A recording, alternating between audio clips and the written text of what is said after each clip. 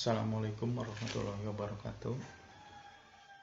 Oke, pada kesempatan kali ini yaitu pertemuan kedua ya pada mata kuliah seminar ekonomi. Saya akan menjelaskan tentang dasar pembuatan proposal usaha ya. Yang pertama yaitu membuat business plan ya, atau perencanaan bisnis. Yosef ini mengemukakan alasan membuat business plan. Yang pertama, pemahaman atas bisnis sendiri. Jadi kita harus paham dulu apa yang akan kita lakukan. Jadi bisnis apa yang akan kita buat, kita harus paham. Itu penting ya. Jadi kalau kita tidak paham, nanti bingung untuk melangkah berikutnya. Kita yang pertama harus paham apa yang akan dilakukan, apa yang akan diperbuat, apa yang akan dilaksanakan, atau apa yang dan sebagainya. Kita harus paham dulu tentang bisnis yang kita kembangkan. Yang kedua, adanya kebutuhan akan pendanaan. Ya, kita membutuhkan dana berapa ya, jadi harus jelas agar tidak berhenti di tengah jalan. Karena kekurangan dana ini. Jadi harus dipersiapkan dengan matang akan dana ini ya. Nah, gitu juga yang ketiga, harus adanya kemitraan strategis. Jadi di sini kita harus bermitra dengan yang mungkin yang udah sukses, atau juga bisa juga yang baru merintis sama dengan kita, baru merintis bisnis ya. Kita harus bermitra ya, harus sharing ya. Mungkin yang dulu bisnis yang sekarang sukses karena ya dulu awalnya mungkin pernah gagal, pernah kebingungan. Jadi kita harus bermitra.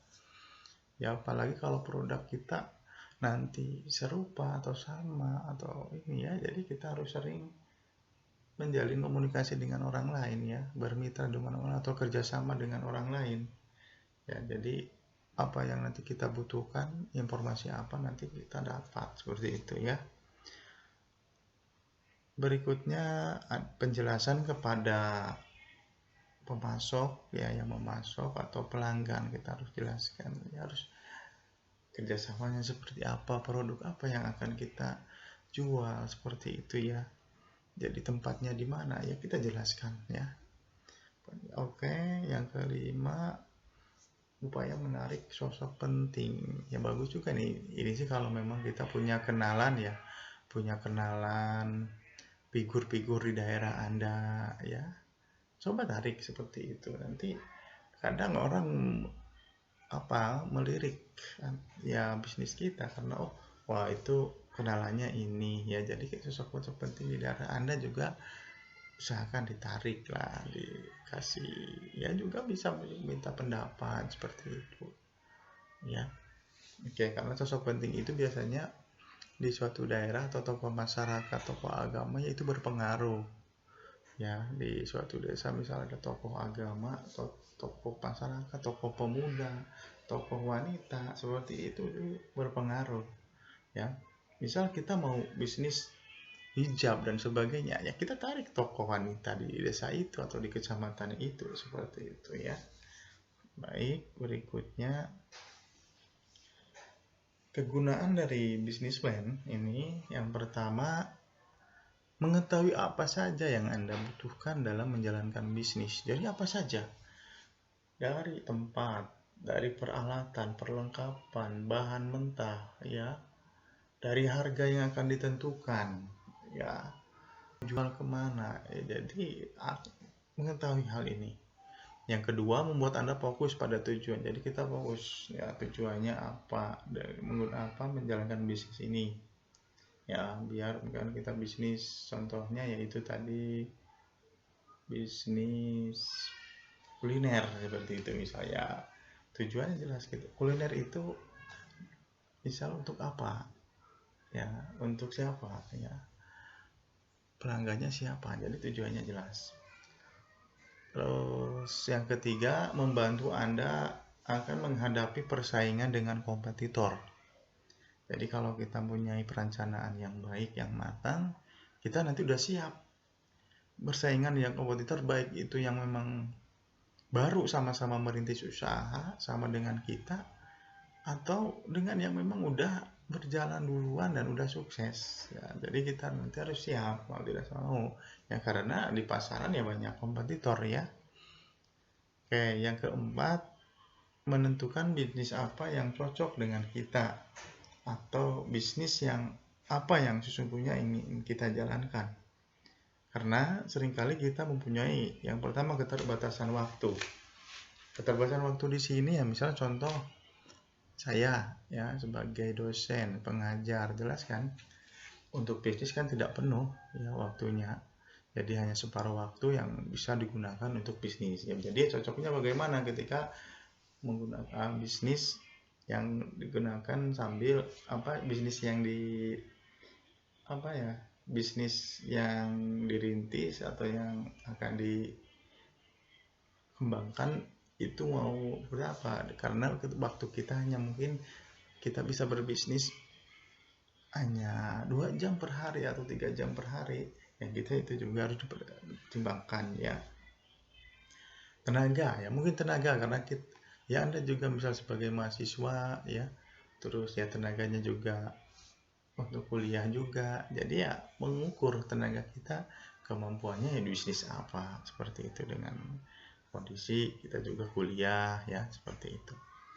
Pemikiran ya, kalau ya pemikiran misal terbatas atau pemikirannya belum jauh, belum luas mengenai bisnis ya, kita juga bisa sharing-sharing kepada teman, pada yang lain yang memang sedang melakukan bisnis ya. Jadi itu ya, kita sebatas sampai di sini pemikiran bisnisnya itu juga dipertimbangkan ya. Terus modal, nah ini modal kalau memang belum punya itu yang susahnya. Jadi ya kita mungkin kalau mau jadi usahakan sih kita nabung dulu lah gitu kan. Kalau memang kita pinjam memang berisiko ya, tapi kalau memang udahlah saya mau pinjam aja ya karena belum ada tabungan, tapi tahun ini saya ingin bisnis seperti itu ya, boleh saja ya. Tapi bagusnya sih dari sekarang kalau nanti ke depan mau bisnis kita nabung atau ya seperti itu, atau memang ya tidak untuk ada uang untuk tabung ya udah kita misal berani mengambil resiko ya kita pinjam ya, mungkin kita pinjam orang tua dulu lah ya. Kalau memang orang tua tidak ada ya teman atau sahabat ya, atau kalau tidak ada lagi ya bisa di bank ya, yang biasanya kan ada ini bank juga ada khusus yang kalau pinjaman untuk usaha itu nanti bunganya kecil seperti itu tuh ada ya, itu seperti itu. Dan kemampuan keterampilan skill kita mungkin terbatas ya, kita juga ya harus belajar dulu ya ketika atau berlatih dulu. Kita tidak punya ilmunya untuk bisnis ini ya, kemungkinan sukses ini ya jauh ya. Jadi kita juga harus memahami, mempelajari ya, jadi ya sehingga kita mampu seperti itu. Jadi jangan kosongan ibaratnya seperti itu, harus mempersiapkan ya. Yang kelima ya, mengetahui kita bagaimana cara menghasilkan pendapatan ya. Jadi kita tahu menghasilkan pendapatan atau income dari itu, kita tahu yang mengetahui ya. Jadi pendapatannya kira-kira akan berapa per bulan, berapa per minggu, berapa per hari, seperti itu nanti tahu. Mengetahui berapa biaya yang akan dikeluarkan ya, kita harus tahu ini. Jadi kalau salah perhitungan nanti rugi ya, jadi atau nanti di tengah jalan wah kekurangan biaya. Jadi karena tidak ada rencana bisnis yang matang yang baik, maka di tengah jalan wah kurang biaya, harus pinjam sana sini ya. Makanya harus diperhitungkan, oh kita harus membutuhkan dana 10 juta katakan ya, kita baru punya dana 5 juta berarti kita harus pinjam 5 juta ya, seperti itu ya. Jadi jangan nanti udah berjalan tiba-tiba wah kekurangan dana, kekurangan biaya ya, jadi kurang cepat seperti itu. Nanti prosesnya harus pinjam dulu ya, jadi harusnya dipersiapkan dari awal. Yang ketujuh, ini nanti kita akan mengetahui tingkat keuntungan atau profit dari bisnis tersebut ya. Jadi kita harus mengenai keuntungan ya, dari penjualan sekian, dari sekian ya, kita ya harus untung Berjualan ya harus untung, jangan sampai rugi, atau tetap aja ya itu sama juga rugi ya. Modal 1 juta, kok seketika dijual kok 1 juta lagi, hasilnya ya rugi juga kan. Di situ ada rugi waktu, rugi apa? Rugi waktu, rugi tenaga, pikiran, sebagainya. Ya harus harus ya ketika kita melakukan biaya 10 juta ya, ya harus lebih dari itu ya, ketika penjualannya harus lebih dari itu ya. Oke, berikutnya tahap menyusun bisnis ya, tahap menyusun perencanaan bisnis. Ini yang pertama, tahap ide bisnis ya. Dalam tahap ini mungkin kita punya ide, mungkin lagi kemana, jalan-jalan kemana ya, liburan kemana, oh ide, wah saya mau bikin bisnis ini, atau kita sholat tahajud, atau kita berdoa mohon kepada Allah, apa ide yang memang cocok dengan saya, yang laku sekarang, seperti itu ya. Ya itu ide awal seperti itu. Ya terinspirasi ketika bisa juga kita ketika jalan-jalan, ketika kita ngobrol dengan teman, seperti itu ya. Itu ya tahap pertama. Yang kedua, tahap perumusan konsep bisnis ya. Dalam tahap ini, konsep bisnis ini jadi menjabarkan ide bisnis yang tadi dibuat di awal ya, yang ditemukan di awal, ke dalam dimensi bisnis yang relevan ya. Jadi konsep bisnis ini dapat menunjukkan apa yang akan menjadi nilai dari sebuah bisnis, seperti itu. Yang ketiga, ada tahap studi kelayakan bisnis. Di sini ya kita harus ya, yang pertama itu mencakup ya, studi kelayakan bisnis yang mencakup kelayakan pasar dan pemasaran, layakkah dipasarkan berarti produk ini. Jadi harus diuji dulu ya. Ya tanya-tanya ke teman, oh ini saya buat bisnis ini, saya barang ini layak enggak ya ketika dijual atau dipasarkan, seperti itu.